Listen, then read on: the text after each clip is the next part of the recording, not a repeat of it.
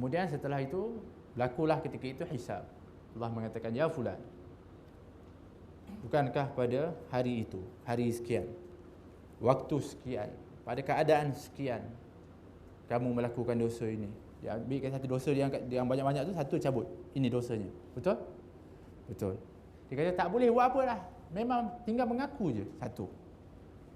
Satu lagi, ya fulan, pada hari sekian, pada waktu sekian, pada keadaan sekian, kamu buat begini. Yang ni kan dosa kamu. Betul? Betul.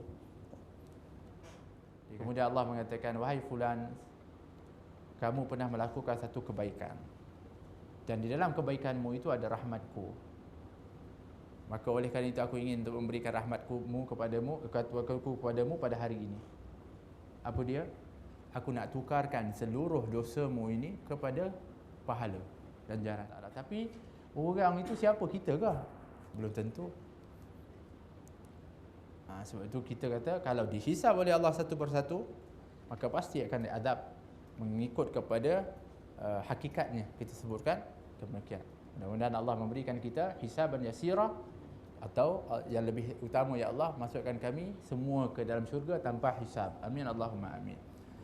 Yang ketiga, iaitu untuk mendapatkan halawatul iman, adalah disebutkan dalam hadis itu, membenci kepada kemaksiatan, menjauhi kepada kemaksiatan, seperti mana dia takut dan benci dan tak mau kalau dia dilemparkan ke dalam neraka Allah Subhanahu Wa Taala. Kalau kita buat satu kejahatan dan kita tahu ketika itu kita akan dilemparkan dalam neraka, pasti kita tak buat. Tapi oleh kerana ianya perkara gaib, dan kadang-kadang kemaksiatan yang kita buat itu merasa seronok sementara. Tapi orang-orang yang merasa halawatul iman, mereka itu kalau nak buat sesuatu yang salah, mereka rasa mereka akan merasakan kepanasan itu. Mereka rasakan keperitan, sakit. Luar biasa dah rasa dah. Tetapi ada orang yang mencipta rasa itu, mencipta rasa ketakutan itu. Seperti satu orang yang soleh, masih muda. Dia ni kalau pergi kedai beli barang, satu ketika dia beli barang, ternyata yang jual barang itu orang perempuan. Tapi orang perempuan ni, Masya Allah, pada zaman itu dia jaga.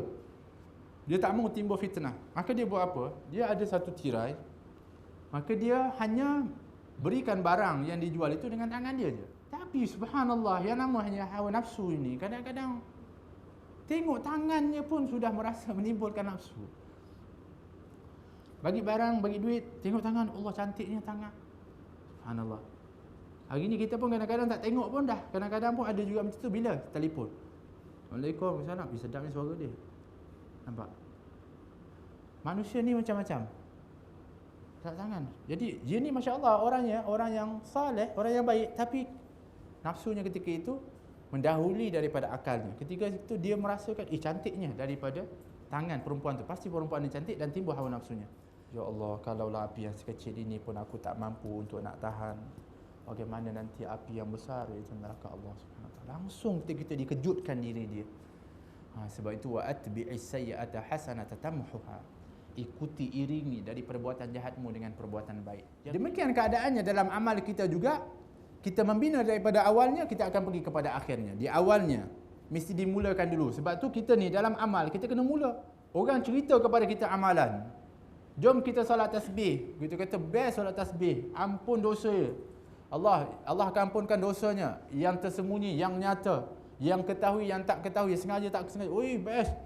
Tapi bestkah kalau kita dengar aja, tapi kita tak buat, kita tak mula pun. Dan permulaan itu mesti urujan wa makasiran. Sebab itu dikatakan siru ilallahi urujan wa makasiran wala tantaziru sihah fa inna intizaru sihah bitalah. Hendaklah kamu menuju kepada Allah Subhanahu Wa Taala dalam keadaan tempang atau sakit. Jangan tunggu sihat betul-betul. Kerana kalau tunggu sihat betul-betul, kamu pakai tak buat sampai bila-bila pun. Saya kenapa tak buat? Tunggu ikhlas dulu. Sampai bila tak buat? Tapi kita kadang-kadang bisikan syaitan, kita sahut segera. Tetapi bisikan atau ilham yang diberikan oleh Allah kepada kebaikan, kita tak nak sahut dengan baik. Ada satu ketika kadang-kadang kita dapat rezeki daripada Allah, terdetik ketika itu kita nak sedekah. Nah, yang kita sebutkan tadi, ilham yang diberikan oleh Allah untuk kita buat amal baik, terkandung di sana, di dalam ilham Allah Subhanahu Wa Taala itu adalah rahmatnya. Kita ulurkan dapat rahmat daripada Allah, besar keadaannya daripada hanya mendapatkan ganjaran. Mendapatkan keberkatan itu lebih besar daripada hanya mendapatkan ganjaran. Sebab barakah itu disebut an-numu, yang bertambah. Berapa pertambahan yang diberikan? Wallahu yudha'ifu liman yasha. Allah akan melipat gandakan kepada siapa yang diingini oleh Allah Subhanahu wa taala. Wallahu wasi'un alim. Allah itu maha luas kurnianya dan maha mengetahui. Apa yang maksudkan Allah maha luas kurnianya? Memanglah Allah kalau beri, tak ada, kita panggil batasan. Satu.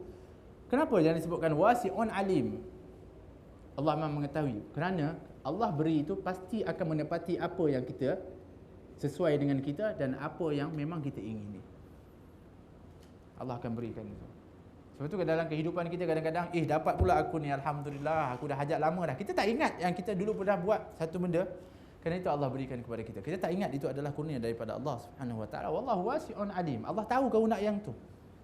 Walaupun masa kita sedekah itu mungkin kita tak ingat pun kita nak yang tu. Tapi Allah tahu kamu nak yang ini. Allah Maha mengetahui apa yang kita inginkan, apa yang kita sukai. Jangan tangguh-tangguh pakai tak buat. Kalau seorang itu tahu apa yang ada pada Ramadan, pasti dia akan ingin Ramadan itu berlaku sepanjang tahun. Kalau para ulama, para salaf dulu dia ambil hadis itu, dia buat begini. Kita macam tu, kita maknanya itu satu lambang untuk kita mengetahui tentang kelebihan Ramadan. Tapi mereka ambil macam ni. Mereka kata kalau orang tahu apa yang ada dalam Ramadan, maka dia ingin Ramadan itu akan terus sampai seluruh tahun. Mereka ambil sungguh. Bermakna setelah Ramadan pun mereka anggap seolah-olah Ramadan. Seolah Ramadan maksudnya apa yang mereka buat macam seperti dalam Ramadan juga. Yang itu maksudnya. Maksudnya mereka cuba cipta setiap hari mereka, hari-hari mereka dalam setiap hari seperti Ramadan. Walaupun tak Ramadan, seperti Ramadan. Itu yang mereka ambil. Mereka tak ambil macam kalau mereka tahu maknanya Ramadan kita sungguh-sungguh, lepas tu tak sungguh-sungguh. Tak. Mereka ambil hari-hari lain pun mereka anggap seolah-olah Ramadan, supaya lepas raya nanti kita terus lagi giat untuk melakukan daripada amal-amal soleh. Wallahu taala alam. Aqulu qawli hadza wa astaghfirullah li wa lakum. A'udzu billahi minasyaitonir rajim. Bismillahirrahmanirrahim. Alhamdulillahirabbil alamin. Allahumma shalli wa sallim ala sayyidina Muhammad wa ala alihi wa sahbihi ajma'in. Allahumma barik lana fi Ramadan, barik Allahumma lana fi syahr Ramadan. Barik Allahumma lana fi syahr Ramadan, barik Allahumma lana fi syahr Ramadan.